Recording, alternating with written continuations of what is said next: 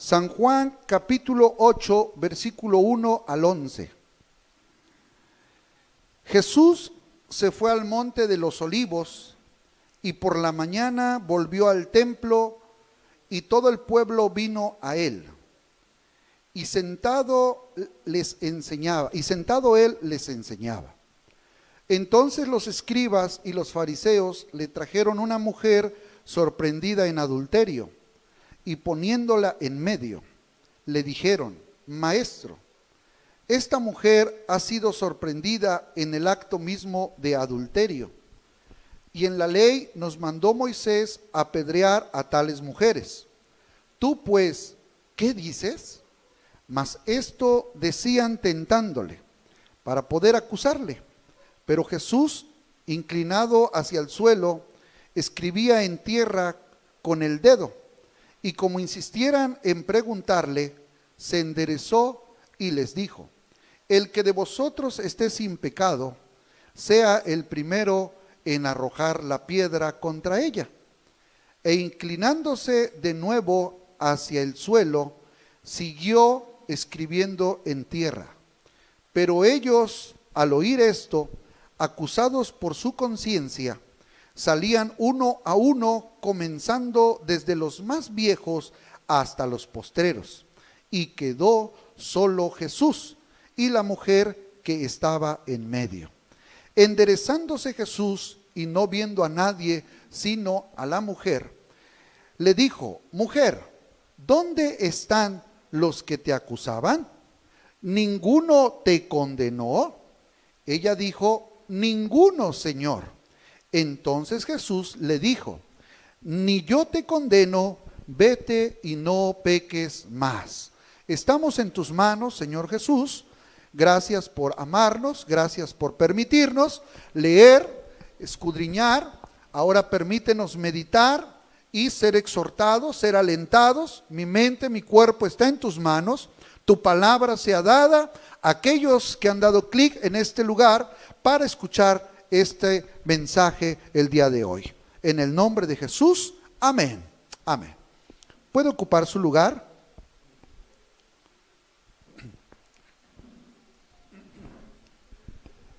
Desde la antigüedad, siempre el ser humano tiene la necesidad de tener un techo, de tener cobertura por las fieras, por los animales, por las cosas que pueden suceder alrededor de nosotros, y para estar protegidos. Me refiero a una casa. Todos los seres humanos necesitamos de una casa, de un techo, donde convivir como familia, donde habitar, donde ser resguardados, donde tomar descanso, donde meditar, donde probar alimentos, y para ello es necesario siempre un techo.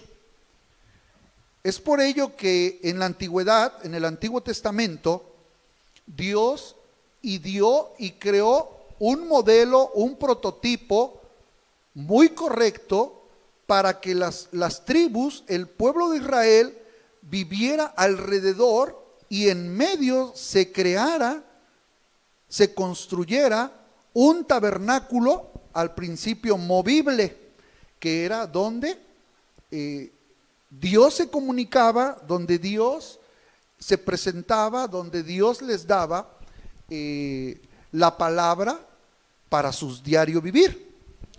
Posteriormente, la Biblia dice que le dio el modelo arquitectónico a Salomón,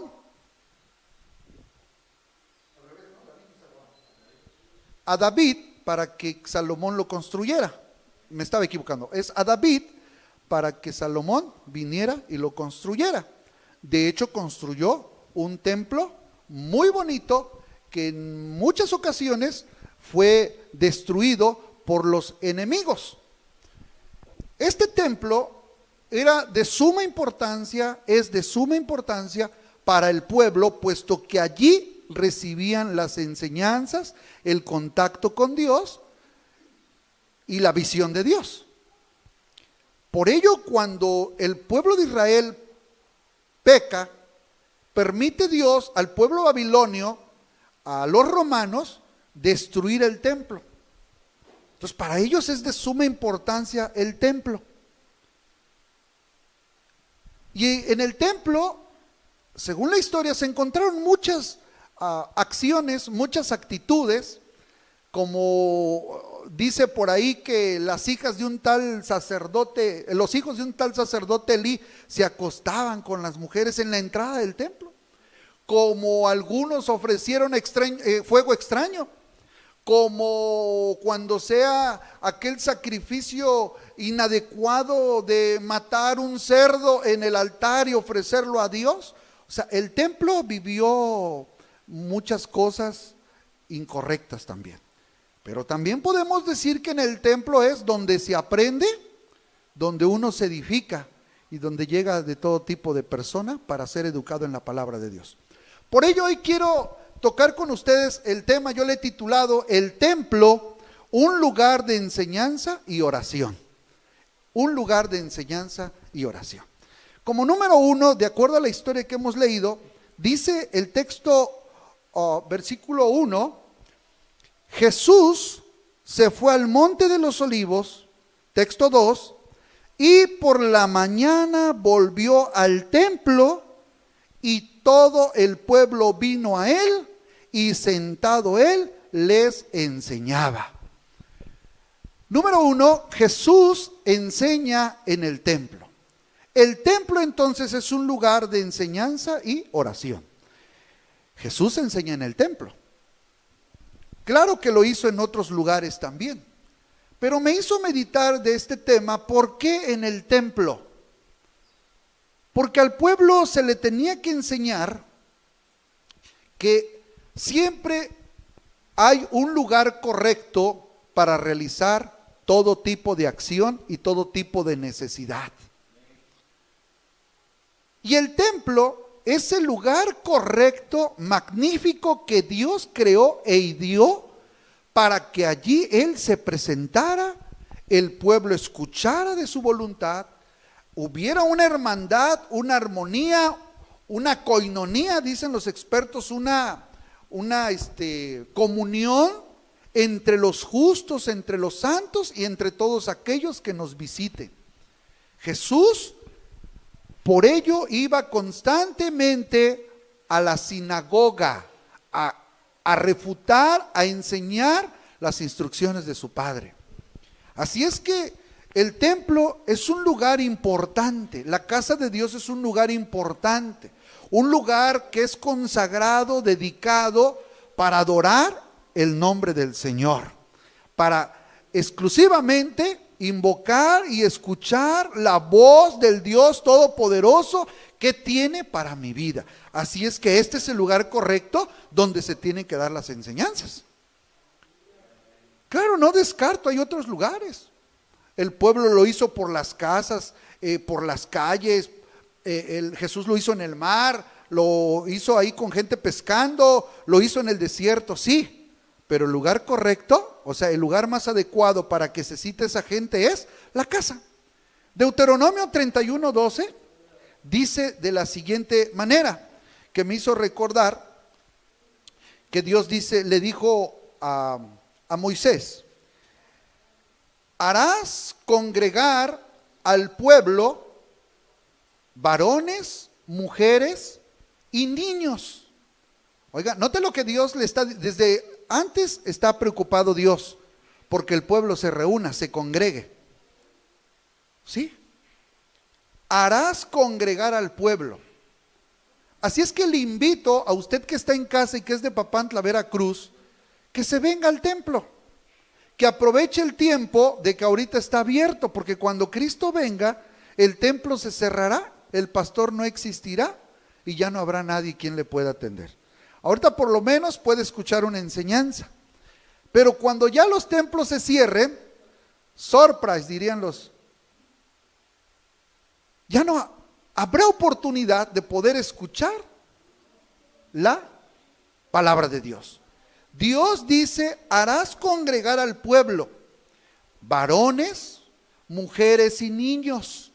Dios es explícito en la naturaleza que Él creó, en la originalidad, en esa identidad, varones, mujeres y niños, y tus extranjeros que estuvieran en tu ciudad. Si alguno te vino a visitar de Oaxaca, de Puebla, de la Ciudad de México, de otro lugar, tráelo, que escuche la palabra de Dios. Así como lo invitas al campo, así como lo invitas por ahí a comer, invítalo, dile que es necesario que venga a oír lo que su alma necesita. Para que oigan, dice, hazlos congregar para que oigan, para que aprendan, para que teman a Jehová su Dios y cuiden de cumplir todas las palabras de esta ley. Vea cómo para Dios es importante que el pueblo se congregue, para que oigamos, para que escuchemos, para que aprendamos a tener el temor de Dios. Por eso Dios enseñaba en el templo, el lugar correcto para oír las enseñanzas. Y mire, ¿qué dice la Biblia en el libro que estamos como libro de base el día de hoy, San Juan, capítulo 8, versículo 1 al 11? Dice la Biblia en el texto 2 que por la mañana volvió al templo y todo el pueblo vino a él. ¿Quién vino a Jesús? Todo el pueblo. Todo el pueblo vino a Jesús. Usted debe de traer a sus hijos, usted debe de traer a su cónyuge, usted debe de traer a su abuelo, usted debe de traer a su abuela, usted debe de traer a su suegro. Y usted dirá, ¿y si no quiere venir? Pues claro, no lo voy a traer a la fuerza, no lo voy a amarrar. Amarrado ya está desde que se casó conmigo, diga usted como dama. Pero lo va a exhortar, lo va a invitar a que la vida que lleva necesita de oír, de ser enseñado en la palabra de Dios. El templo, un lugar de enseñanza y oración. Todo el pueblo vino a él, todos. Debemos de ir en familia, debemos de ir en equipo, en grupo, y vénganse. Y después del culto, ahora sí se van a la pizza, ahora sí se van allá a las hamburguesas. Pero es después de oír el culto. No, dice aquí un hermano que a las verduras. Lo estoy leyendo. Frutas y verduras, sí es cierto. Cuando Jesús estaba en el templo, vino a él todo el pueblo. Note que dice por la mañana. Creo que es más correcto y más viable, después de que hayamos dormido nuestras 6 o 8 horas, o aquellos que duermen 12 horas, venir por la mañana al templo, donde su mente no está pensando en la ropa que usted va a lavar, en el trasterío que tiene en casa, en la comida que tiene que preparar con sus 9 hijos que tiene. Usted viene con la mente fresca a escuchar ¿qué dice Jesús en su palabra? Jesús dice que Él enseñaba en el templo. Así es que usted tiene que estar siempre en el templo, por las mañanas.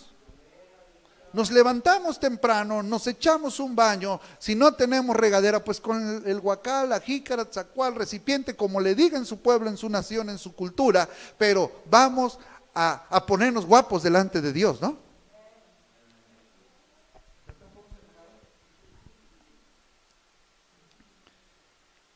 Y dice que allí estaba incluso Jesús sentado, cómodo, enseñando la veracidad, lo original, lo leal, lo fiel que Él es. Él no tiene problema en enseñarnos. Él se puso cómodo y dice, ustedes me tienen que escuchar. Ustedes tienen que oír. Así es que el templo es un lugar de enseñanza y oración, porque Jesús enseñaba en el templo. Esto nos lleva a pensar en el punto número 2, que el templo, un lugar de enseñanza y oración, que en ese lugar, como número 2, se presenta ante Jesús todo tipo de personajes. En el templo viene de todo tipo de personajes. Tanto viene el diputado, como viene el gobernador, como viene el profesionista, como viene el técnico, como viene el tortillero, como viene el que le vende el tendero ahí en ese lugar, como el que le despacha la carne, el que le despacha el plástico ahí en los víveres, todo lo que nosotros compramos, el herrero, el aluminero, el albañil.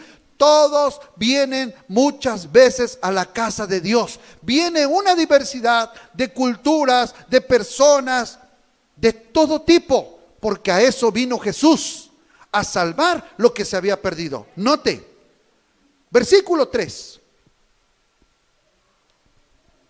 Entonces los escribas y los fariseos le trajeron una mujer sorprendida en adulterio.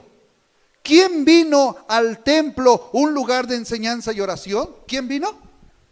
¿Vinieron los fariseos? Pero también vinieron los escribas. Fariseos, ¿quiénes eran los fariseos? ¿Por qué cree que en la Biblia dice que el apóstol Pablo, en una forma de presunción, dice yo fui? Bueno, no presunción, perdón, de recordatorio de lo que él había sido. Dice, yo fui fariseo de fariseos. Hablo lenguas más que todos ustedes. Fui criado al lado de un hombre llamado, un doctor en la ley, llamado Gamaliel. Soy de la tribu de Benjamín, hebreo de hebreos. O sea, como dicen, a mí nadie me ganaba. En cuanto a la ley, celoso, dice. O sea, era el fariseo era extremadamente, en muchas ocasiones, minucioso de todo. Porque dice la Biblia en Lucas capítulo 18, que da un ejemplo Jesús, que en el texto 10 al 13, que dos hombres subieron al templo a orar, uno era fariseo y el otro era publicano. El fariseo puesto en pie oraba consigo mismo de esta manera: Dios, te doy gracias porque no soy como los otros hombres, orgullosos, vanidosos, egocéntricos, presumidos. Yo no soy como los demás, yo soy diferente. Yo no soy como los otros hombres son ladrones, son injustos, son adúlteros, ni aún como este publicano. Mira cómo soy yo como fariseo, decía él, ayuno 2 veces a la semana. Es como si el pastor le dice, ¿cuántos días ayunó, hermana? Porque yo ayuno también, yo ayuno, usted no ayuna, yo ayuno. Y yo aquí, Señor, te doy gracias por los 10 ayunos que me eché en este mes, Señor, y por los 70 capítulos que leí, y por los 2,000 pesos de diezmo que di. Y, a ver, estás presumiendo que estás haciendo. Esto es lo que estaba haciendo el fariseo. Y por las veces que le ayudé a aquel cojo que me encontré en la calle, los 500 pesos que le di. Pero también aquella mujer que me encontré que me pidió y que mejor de prestarle se lo regalé, Señor. Y por el niño también que le invité una hamburguesa la vez pasada. Y empezamos presumidillos. El fariseo estaba haciendo eso. Dice, ayuno 2 veces a la semana, doy diezmos de todo el grano. O sea, ¿es correcto diezmar? Pero estos, si nacían 10 gatos, querían llevar un gato, ¿no? O sea, eran tan meticulosos que exageraban muchas veces en lo que ellos consideraban que vivían una vida en rectitud. Punto número 2, se presenta ante Jesús todo tipo de personajes, como son escribas y fariseos. Pero este tipo de personajes lo vamos a encontrar porque muchas veces acuden a un lugar no porque en realidad sientan la necesidad de que están pobres en espíritu, de que tienen necesidad de Dios, sino que muchas veces me he encontrado a gente que solo va porque quiere avergonzar a los demás en su conocimiento, en que él sabe, conoce. ¿Sabe cuánta gente yo he tratado que conoce mucho de Biblia? Mis respetos, de veras. Tienen una memoria tremenda, pero que no son salvos, que la leen como un libro de historia, que la leen por educación, que la leen solamente para confrontarte en el día que usted y yo les prediquemos de Cristo, que la leen como un libro más de filosofía, como parte de la historia, pero no han dejado que esa palabra entre a su corazón. En el templo va a llegar de todo tipo de personas, y estos personajes, versículo 7 del Evangelio de San Juan, estos personajes, como los fariseos y los escribas, tienen un detalle, que son insistentes, dice la Biblia, y como insistieran en preguntarle, ¿qué le estaban preguntando a Jesús? En el texto 5, en la ley nos mandó Moisés a apedrear a tales mujeres que encontráramos en el acto de adulterio. Es decir, esta gente extremista muchas veces solo te está tentando, te quiere provocar, te quiere sacar de tus casillas, de tu fidelidad, para ver qué piensas, cómo es que tú tienes la idea de la doctrina, no porque en realidad quiera una respuesta para actuar, sino quiere saber solamente para tenerlo como un documental en su cerebro. Y estos fariseos trajeron a la mujer y le dice, e insistieron. Esto me hizo recordar de que reconozco que el diablo no tiene poder y no tiene autoridad ante nuestro Dios Jesucristo, pero sí hay que reconocerle que es persistente, porque la Biblia dice que anda como león rugiente buscando a quien devorar. Es persistente, quiere hurtar, quiere matar y quiere destruir, según la analogía que da San Juan 10:10. Él quiere acabar. Pero esto recordando para usted y para mí, como aquella pequeña que se acercó, aquel pequeño que se acercó a su padre y le dijo, papá, ¿Satanás existe? Y le dijo el papá, sí, hijo, sí existe. Ah, papá, ¿Satanás tiene poder? Dijo, no, no tiene poder. ¿Satanás me puede atacar a mí? Sí, te pudiera atacar.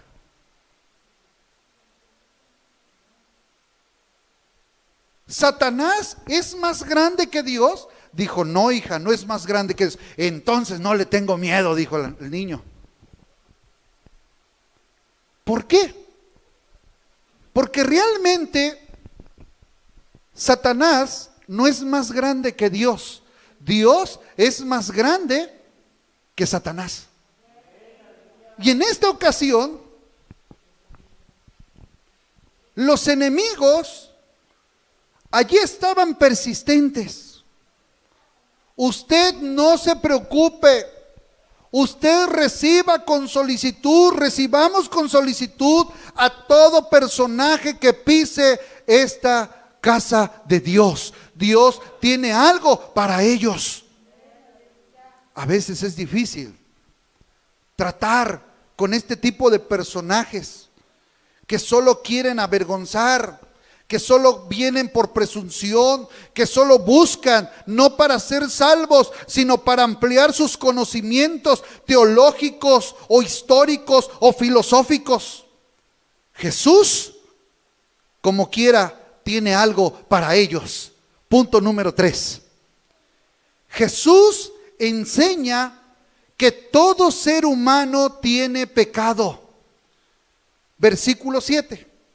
Como insistieran en preguntarle, se enderezó y les dijo, el que de vosotros esté sin pecado, sea el primero en arrojar la piedra contra ella. El templo, un lugar de enseñanza y oración. ¿Qué se hace en el templo, mis hermanos? Se enseña y se ora. ¿Y qué se enseña? Lo que Jesús enseñó. que todo ser humano tenemos pecados. Jesús en su sabiduría les enseñó en el templo, porque ahí llevaron a la mujer y les dijo: el que esté limpio de pecado, láncele la primera piedra. A ver, quiero verlos. Ninguno empezó a arrojar esa piedra. Quiere decir que Jesús les estaba enseñando que todos los seres humanos somos pecadores, pero que gracias a Dios nosotros somos pecadores arrepentidos, y que está esperando Dios que un pueblo, que una sociedad, que un México querido se arrepienta y se convierta de sus maldades al Cristo vivo. Vamos a ver qué dice Romanos 3:23 y Primera de Juan 1:8. ¿Qué dice Romanos 3:23?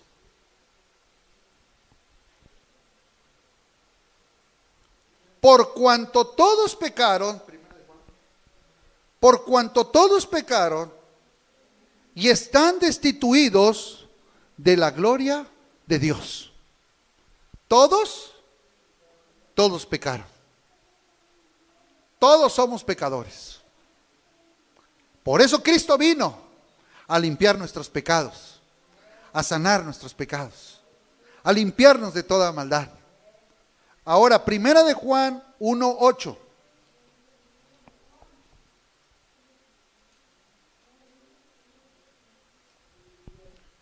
Si decimos que no tenemos pecado, nos engañamos a nosotros mismos y la verdad no está en nosotros.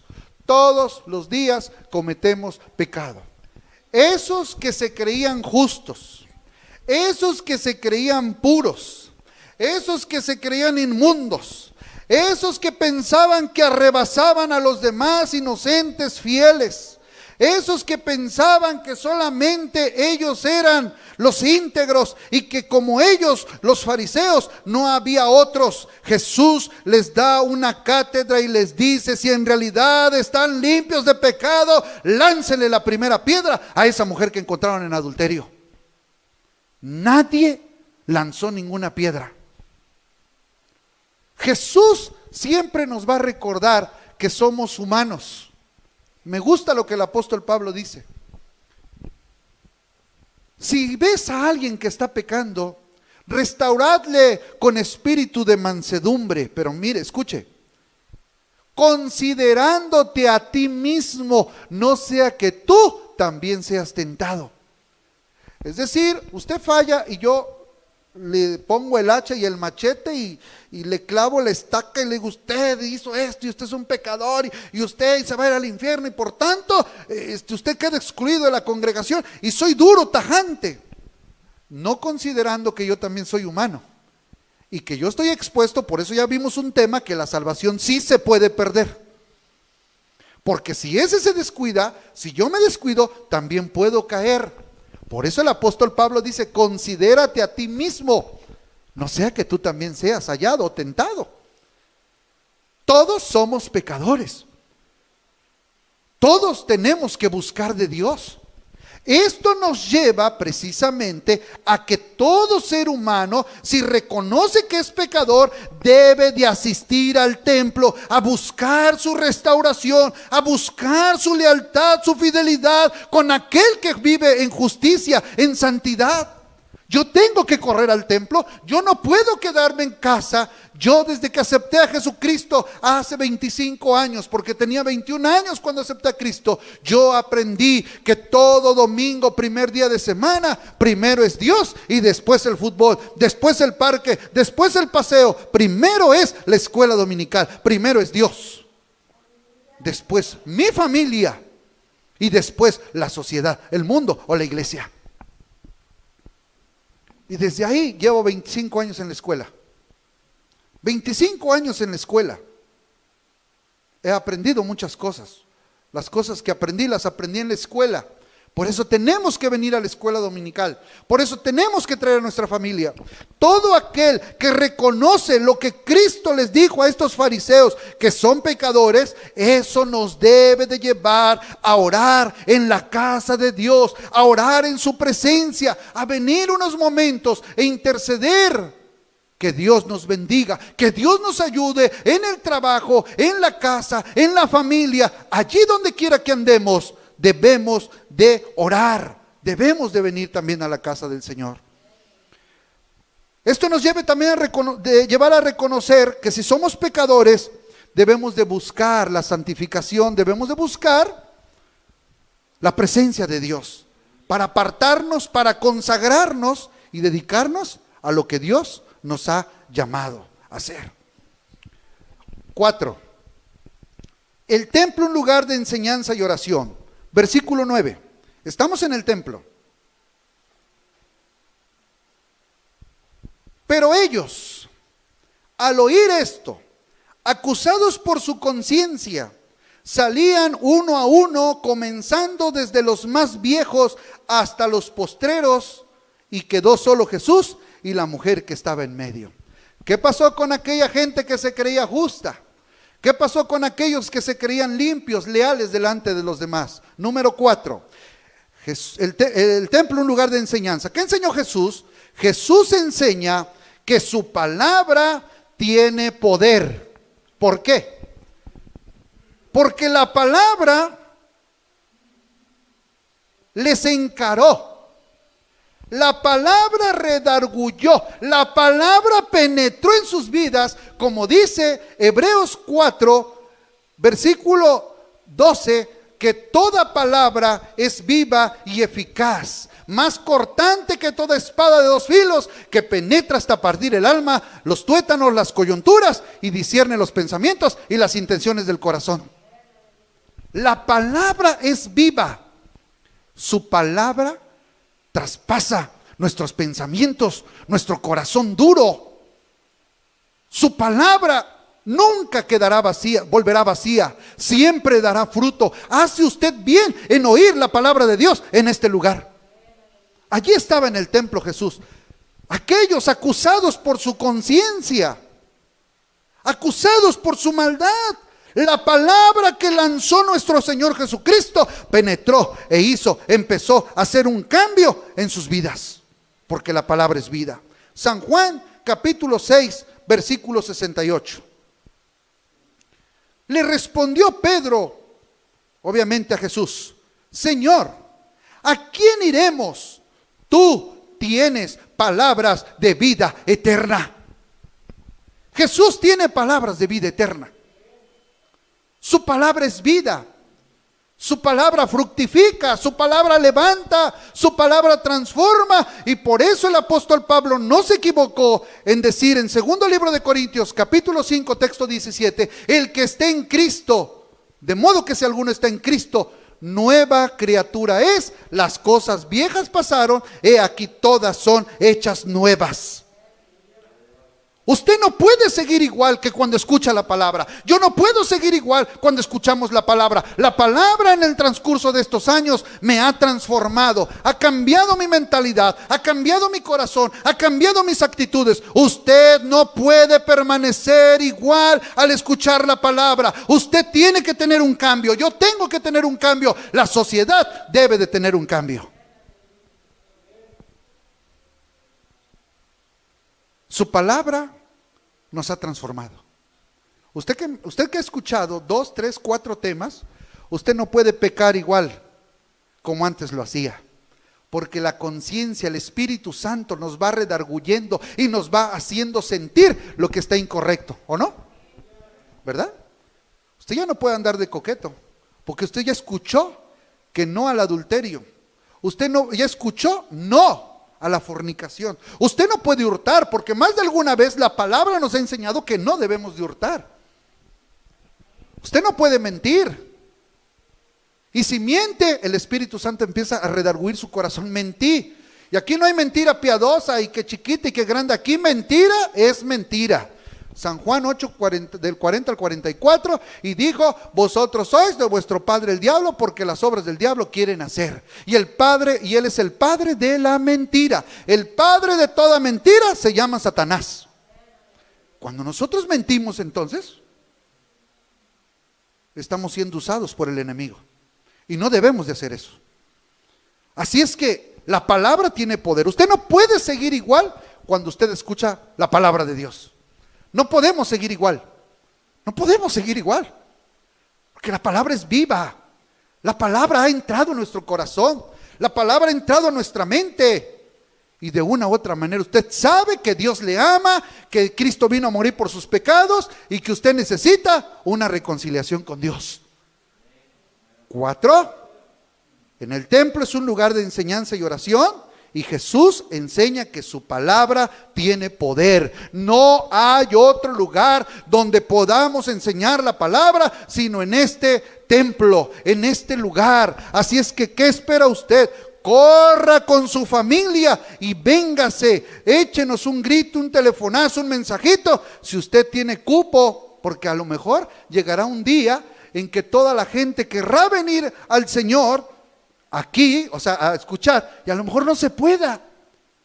Ya no espere más, corra a la casa de Dios para oír lo poderoso que es nuestro Señor Jesucristo, y que su palabra cambia, transforma, regenera y nos da una nueva vida. Por último, el templo es un lugar de enseñanza y oración. 5. Jesús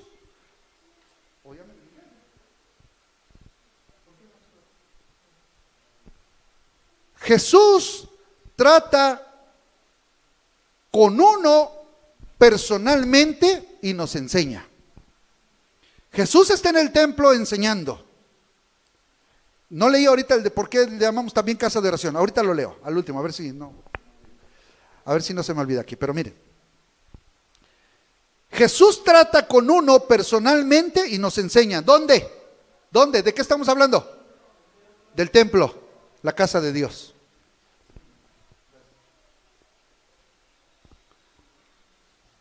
Versículo 10. Enderezándose Jesús y no viendo a nadie, sino a la mujer, le dijo: mujer, ¿dónde están los que te acusaban? Los que no le quieren entrar al evangelio de Dios, solitos se van. Los que quieren entrar al evangelio del Señor, se quedan. ¿Quiénes se fueron? Los fariseos. ¿Por qué no le dijeron: Señor Jesús, reconocemos que somos pecadores? Y es cierto. No, estos se fueron. Y la Biblia dice que el impío huye sin que nadie los persiga. Contesta la mujer: ninguno, Señor. O sea, ya no hay nadie. Aunque aparentemente somos muchos en la casa del Señor, ¿qué cree? Dios trata conmigo, Dios trata con usted de una manera personal. Personal. Hoy Dios le está hablando a alguien. Ayer Dios le habló a alguien. Hoy a usted le está hablando. Hoy a usted le está enseñando. ¿Y qué le está enseñando Jesús aquí en el templo a la mujer adúltera? ¿Qué le está enseñando a usted que ha venido a escuchar la voz de Dios? Número 1, le está enseñando su perdón. Mujer, vine para eso, para perdonarte, mujer. Yo sé que los seres humanos están propensos a pecar, a cambiar de mujer, a cambiar de varón, pero yo a eso he venido, mujer. Yo te perdono. Yo te perdono. Borro tus rebeliones, borro tus pecados y los echo a lo profundo de la mar. Cristo vino a perdonar. ¿Qué se enseña en el templo? Que Cristo es el que perdona nuestros pecados. Cristo quiere perdonar nuestros pecados. Es lo prioritario. Quizá muchos quieran sanidad, está correcto, es un buen anhelo. Pero ¿de qué sirve una sanidad? ¿De qué sirve que ande yo trotando por las calles, corriendo y ejerciendo la profesión, cuando mis pecados ni siquiera han sido perdonados con Dios? No tendría sentido. Prefiero tener el perdón de Dios primeramente y después lo que viene. Cristo trata con uno personalmente y te dice, yo quiero perdonarte. 2, te enseña su misericordia. ¿Sabes qué, mujer? Lo que tú has hecho es grave. Es cierto, en la ley de Moisés está escrito que te apedreen. ¿Sabes qué? Te voy a apedrear. No, te voy a extender mi misericordia. A eso vine, dice Jesús, a extender mi misericordia. Dios es un Dios de misericordia. Así es que usted y yo no tenemos la facultad de ser jueces y de mandar al infierno a cuanta gente querramos. No, porque el que lo determina es Jesucristo, no yo, no usted. Jesucristo enseña que en Él hay misericordia. En Él hay misericordia. Es un Dios de amor, de misericordia. Es la oportunidad que Dios le está dando hoy en día a la sociedad. La misericordia de venir y ponerte a cuentas. Es como aquellos mensajes que pasan, ¿no? Esto que está de moda, no sé, por algo le están haciendo. Borrón y cuenta nueva, emplacamiento. Y se borraron. ¿Cómo? Yo pagando año con año exactamente lo de mi carcachita, año con año. Y estos deben 10 años y viene un programa que dice borrón y cuenta nueva. O sea, ya no debes esos 10 años, nada más paga ahorita el emplacamiento. Y yo que vengo pagando, y dije, mejor no hubiera pagado. No, nunca. Se extendió la misericordia para ellos. No es correcto, no hubiera pagado. No, hiciste bien. Es lo correcto, pagar nuestros impuestos. Es lo correcto.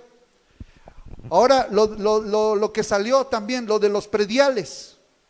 Borrón y cuenta nueva. No sé si lo vi aquí o lo vi allá en la otra municipio. Pero decía, todo lo que tú debas, las deudas, no hay problema, te las condonamos, pero ponte a cuentas. No sé si era lo del predial, no sé si era lo de la luz, por cierto, lo de la luz, así fue creo en Tabasco, así se manifestó hace como un mes. Deudas que tenían atrás, dijo el gobierno, dijo, borrón y cuenta nueva. Todas tus deudas, 20,000, lo que tengas se acabó. Pero a partir de hoy, dice Dios, todos tus pecados son borrados. Borrón y cuenta nueva. Yo te extiendo mi misericordia, yo te extiendo mi perdón. Eso es lo que se enseña en el templo. Y también se enseña el anhelo del corazón de Dios. En el templo enseñamos el anhelo del corazón de Dios. Mire, concluyo con esto. Estoy en el punto número 5 ya. Jesús trata con uno personalmente y nos enseña cuál es el deseo de su corazón. El anhelo de su corazón. Mire cuál es el deseo de su corazón. Usted lo va a leer junto conmigo. Allí en pantalla, por favor. Capítulo 8 de San Juan, versículo 11. En la última parte, por favor. Dice así. La mujer contestó, ninguno, Señor. O sea, Jesús le había preguntado, ¿dónde están los que te acusaban? La mujer contesta, ya no están. A la de 3 leemos después del punto. Después de Señor. 1, 2, 3. Entonces Jesús le dijo, ni yo te condeno, vete y no peques más. ¿Qué se enseña en el templo? Porque a veces la gente pregunta, oiga, usted es el pastor, sí. Oiga, ahí no les enseñan, mire esta mujer ya cambió, mire este muchacho ya hizo eso. Ahí no les enseñan, no señores, aquí sí se les enseña la palabra.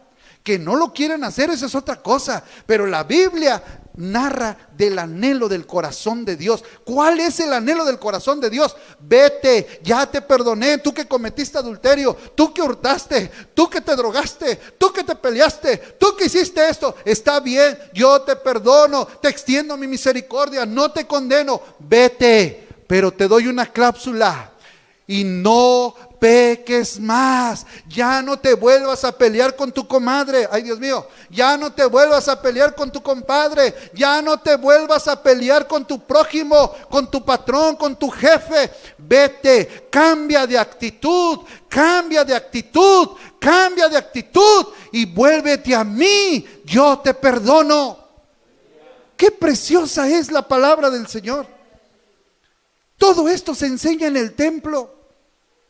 El templo no es un lugar de distracción, no. Aunque al final nos saludamos y probamos el aperitivo, la venta que hay aquí. No, eso es extra. El templo es un lugar de enseñanza y oración. Concluyo para que vean por qué es de oración. Por favor, busca allí